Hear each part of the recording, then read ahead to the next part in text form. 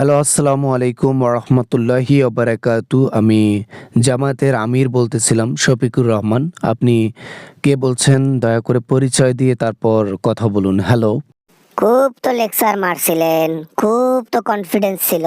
হ্যাঁ, ওয়ালাইকুম আসসালাম ওয়া রাহমাতুল্লাহি ওয়া বারাকাতু। কই, ইসলাম না রাষ্ট্র কায়েম করে? কোথায় করলো? আস্তাগফিরুল্লাহ। কে আপনি? আপনি কে বলছেন? আপনি যে ভাষাগুলো ইউজ করতেছেন এটা পুরোটাই কিন্তু অন্যায় কথা বলতেছেন আপনি। আপনাকে তো চিনলাম না আপনি। কে বলছেন? আমি সাবেক জননেত্রী শেখ হাসিনা বলতেছিলাম, দিল্লি থেকে। আপনাকে কিছু কথা বলার জন্য ফোন করছি। ইসলাম কখনো সরকার গঠন করতে পারবে না, কখনোই না। নিজেকে দিয়ে একবার এক্সাম্পল দেই, আপনাকে দিয়ে। ঠিক আছে? আপনি বলেছিলেন 40 সাল 50 সাল পর্যন্ত ক্ষমতায় থাকবেন।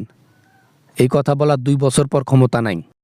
বাবা না, মানে ওটা তো মানে হঠাৎ হয়ে গেছে, মানে একটা অ্যাক্সিডেন্ট বলা চলে। আর আমরা চাইলেই তো সবকিছু সংশোধন করতে পারতাম, একটু গাড় জোর দেখিয়ে তো। এই জিনিসটাও সেম। আপনি বলতেছেন ইসলাম কখনো রাষ্ট্র কায়েম করতে পারবে না, ইসলাম কখনো সরকার গঠন করতে পারবে না। আল্লাহ তাআলা চাইলে সব সম্ভব। সেকেন্ডে আমাদের হাতে ক্ষমতা দিয়ে রাখবেন। বললেই হলো নাকি? হ্যাঁ, শুধু আমরা না, পাশের যত দেশ আছে তারা কেউই চাইবে না জামাত ক্ষমতায় আসুক, কারণ ওরা ক্ষমতায় আসলে সবার খাওয়া বন্ধ হয়ে যাবে। খাওয়া মানে বুঝলাম না, মানে খাওয়া বলতে কি বোঝাতে চাচ্ছেন? মানে আমরা ক্ষমতায় গেলে সবার খাওয়া বন্ধ হয়ে যাবে? আমি আসলে কথাটা বুঝতে পারলাম না, একটু ক্লিয়ার করবেন আমাকে?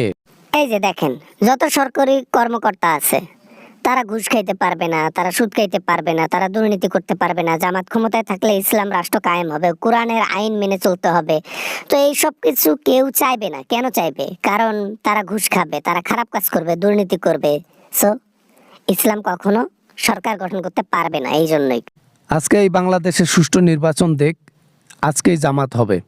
কথা দিচ্ছি, জামাত হবে। এই নির্বাচনে জামাতে হয়েছিল, আমরা ভালো করেই জানি, জনগণে জানে, সবাই জানে। তো তোমরা যদি নির্বাচনে জয়লাভ করো তাহলে কই সরকার হইতে পারলা? সরকার হইতে পারছো? সরকার হইতে পারবা না তো। জামাত কখনো সরকার হইতে পারবে না, অপশন নাই। ইসলামের সাধারণ একটা জিনিস বাস্তবায়ন করতে অনেক কষ্ট করতে হয়, সেখানে আমাদেরকে সরকার গঠন করতে হবে। তার মানে কত কষ্ট করতে হবে, কত স্ট্রাগল করতে হবে আমরা জানি। ইসলাম কখনো খুব ইজিভাবে আসে না।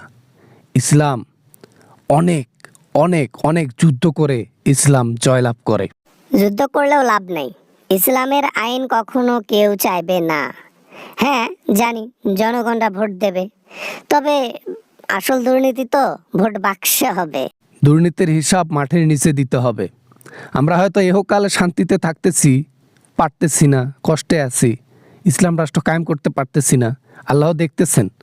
কিন্তু আমরা এটা জানি, আমরা 5 ওয়াক্ত নামাজ পড়ি, আল্লাহর ইবাদত করি, আমাদের মনে আল্লাহ তাআলার ভয় আছে। অ্যাটলিস্ট এতটুকু বিশ্বাস আছে যে মাটির নিচে গেলে আল্লাহ তাআলা আমাদেরকে একটু শান্তি দেবে।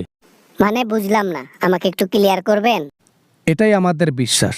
এখন যারা দুর্নীতি করে, ইসলামকে দেখতে পারেন, ইসলাম রাষ্ট্র কায়েম করতে চায় না, তাদের অবস্থা কি হবে মাটির নিচে? একটাবার ভাবেন, ইমাজিন করেন আল্লাহ তাআলা তাদেরকে কোথায় রাখবেন। না মানে